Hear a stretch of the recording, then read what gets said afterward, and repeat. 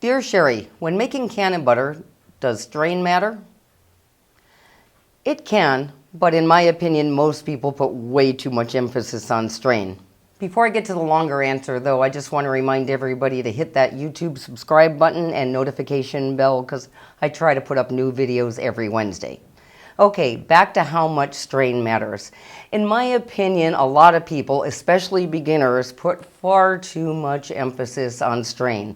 And most people are going to get decent results cooking with most any kind of strain of marijuana.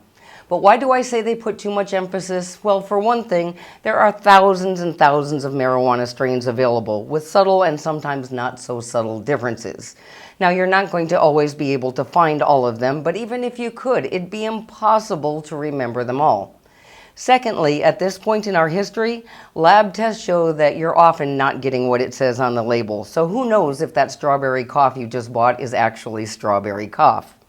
To make it even more confusing, even the same strain from different producers or different growers are going to produce differences. So again, I say most people put too much emphasis on strain.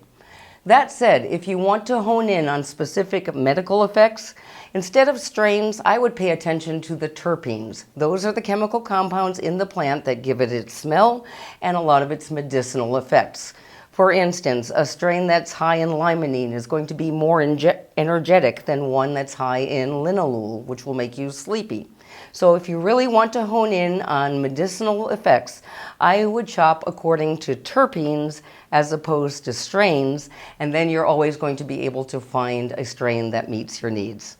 Hope this helps. See you soon.